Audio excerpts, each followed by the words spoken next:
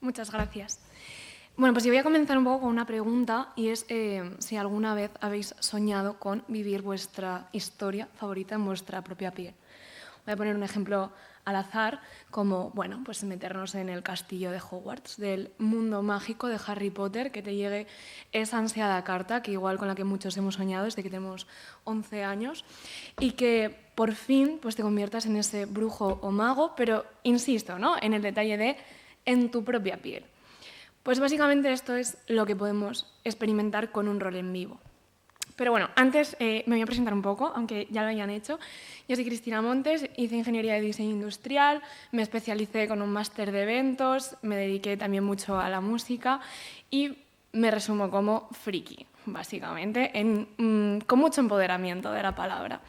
Y lo que más me frustraba en toda mi carrera era cómo poder unir todas estas cuestiones hasta que conocí el rol en vivo, que es un poco lo que hoy abarca mi vida. Y la abarca pues, desde todos los aspectos profesionales, desde el ser profe, el dedicarme a esta investigación en innovación en la educación y en concreto en hacerlo desde el rol en vivo pues, con The Roamers y con uno de los productos que tenemos dentro, que es el especializado en educación como Campamento Valentia.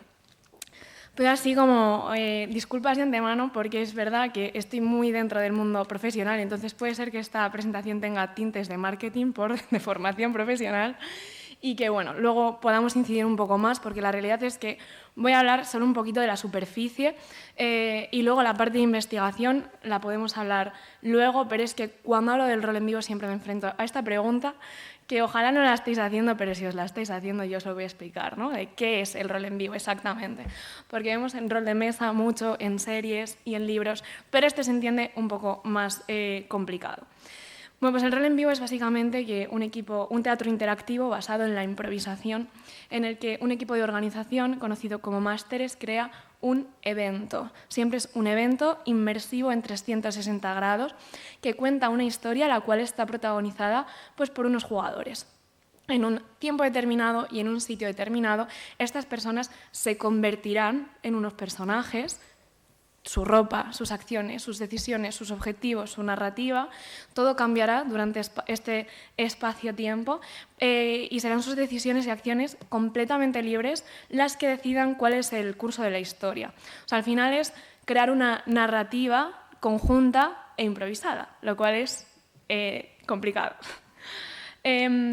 Yo para explicarlo un poco, pues a gente que no esté muy familiarizada, ¿no?, con pues, toda la cultura friki. Hablo de una escape room, pero es teatralizada e interpretada, en la que no está el objetivo de solucionar unos puzzles y salir de esta habitación, sino de vivir una historia. Y por eso para mí está mucho más cerca de experimentar un videojuego en tu propia piel o de realmente vivir una historia de estas con las que soñamos en los libros y crear la tuya propia.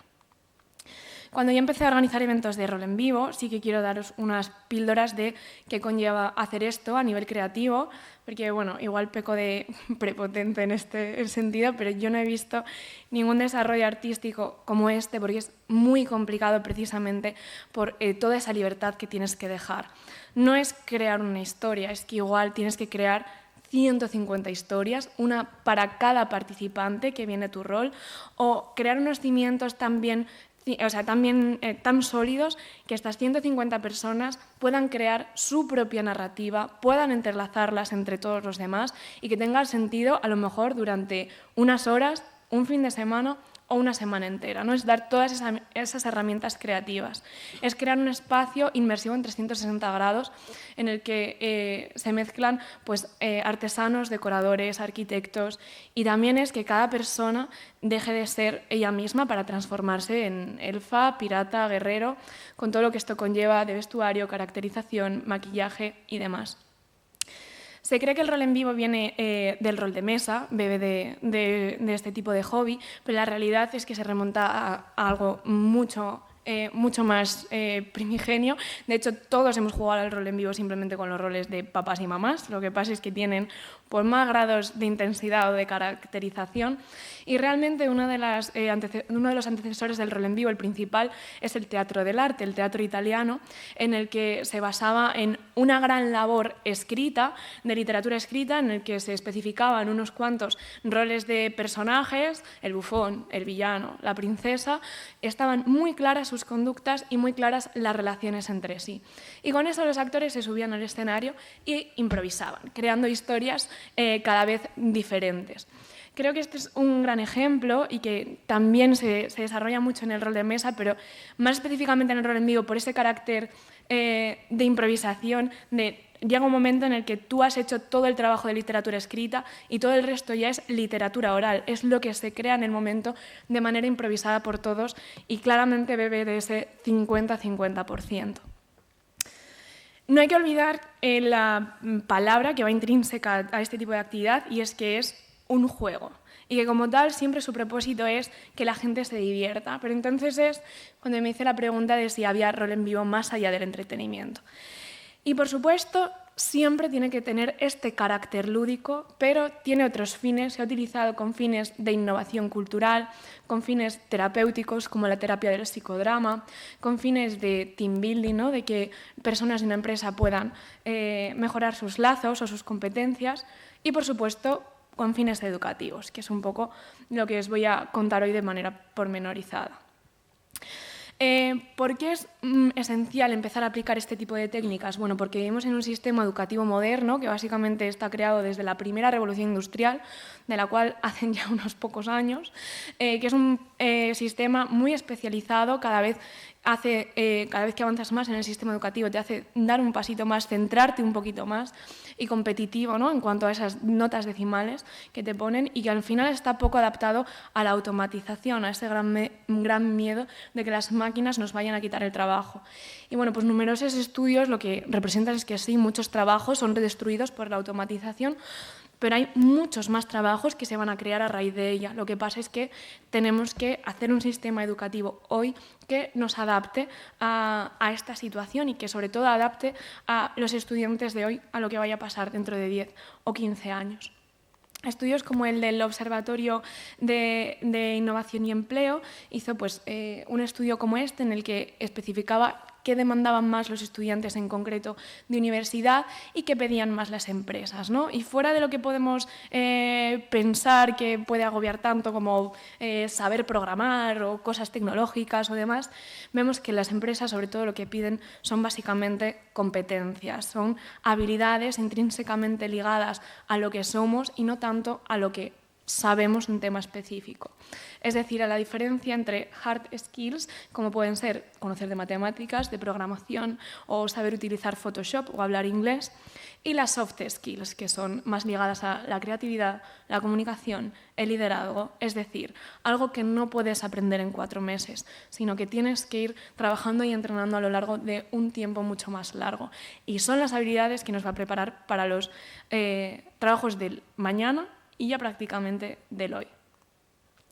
Son habilidades que ya se están buscando en dinámicas como los Assessment Center, una foto de Assessment Center es la que os pongo aquí, que son procesos de selección en los que a todas aquellas personas que van a optar por ese puesto de trabajo les ponen en situaciones de juego, como rol en vivo, como escape room y demás, para ver si realmente tienen estas competencias. ¿Y por qué se hacen este tipo de dinámicas ya en procesos de selección? Pues básicamente porque cumplen lo que se llama la teoría del flow de Mihaly, imposible me sale pronunciar este apellido. Y básicamente la teoría del flow lo que te dice es que busca el estado de la experiencia óptima, un estado en el que las acciones y los pensamientos suceden sin pausa. Y es en ese estado en el que tú dejarás de pensar lo que hay afuera, tú dejarás de pensar qué estás impostando en esta entrevista de trabajo y realmente saldrán tus verdaderas competencias a flote. ¿Cómo podemos conseguir un estado de experiencia óptima? Pues básicamente con una actividad que cumpla lo que os pongo por aquí. Que tenga una meta alcanzable y factible, que exija una concentración, que tenga unas metas claras y que me den una retroalimentación de si las consigo y si estoy avanzando. Que actúe sin esfuerzo, pero sí con ese reto, que cree un sentimiento de control, y todo ello me va a hacer que desaparezca la despreocupación por esos disfraces que se imponen en entrevistas, por esos prejuicios que tengo sobre mí e incluso la duración del tiempo, ¿no? El estar inmerso en esta actividad. Por eso funcionan también en la observación de competencias y, por supuesto, funcionan también en el desarrollo de las mismas.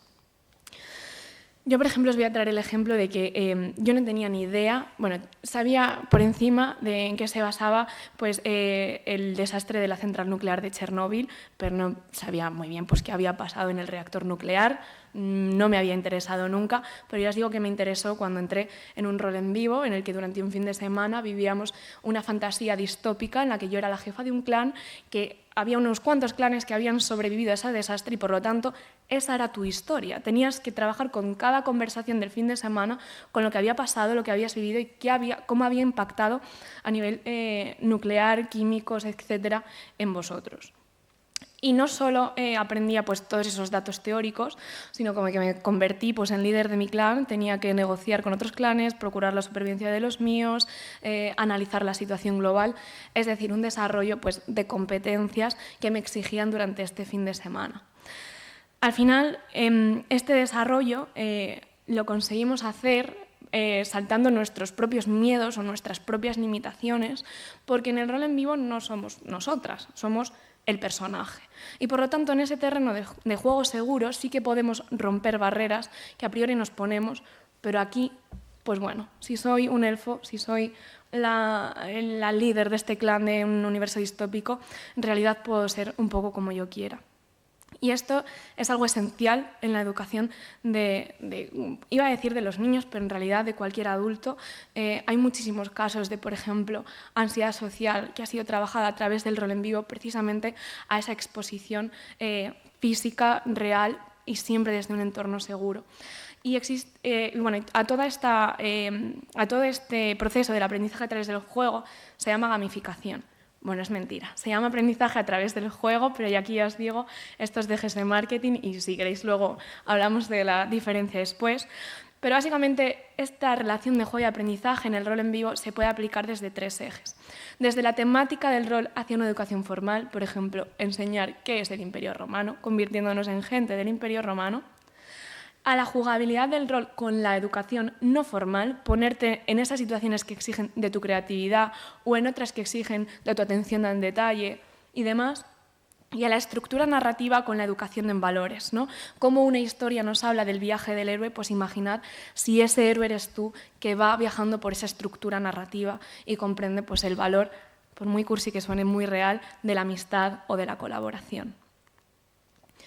Esto es una innovación en la educación experiencial que ya está ocurriendo, especialmente en los países nórdicos, con escuelas como la Efterskole, que dedica su eje educativo a enseñar únicamente a través del rol.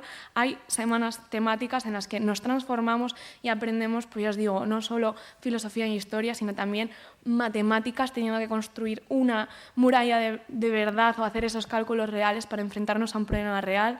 Aquí hay educación por proyectos, hay educación experiencial y todo esto basado en el juego. Por resumir mucho, hablaba antes de lo importante que son las competencias y os traigo aquí las competencias más demandadas por el World Economic Forum, que casualmente son las que se desarrollan de base con un rol en vivo. La primera, comprender emociones, que es algo que no podrán hacer las máquinas. Hay estudios como el del American Journal of Clinical Hypnosis que habla de un estilo empático imaginativo único en los juegos de rol, no solo en vivo de mesa, siempre que se basen en como hay un aumento del índice de reactividad de Davis cuando se basa en una temática fantástica, porque claro, el nivel de empatía, el viaje de empatía que tienes que hacer es mucho más largo y esto se aplica, como veréis, al resto de las 5 competencias, como la de resolver problemas no predecibles. Estamos hablando de un juego en el que la improvisación es constante, nos vamos a enfrentar a retos que ni siquiera nos íbamos a imaginar, pero incluso como organizadores, porque no podemos estar pendientes de todo lo que ocurra.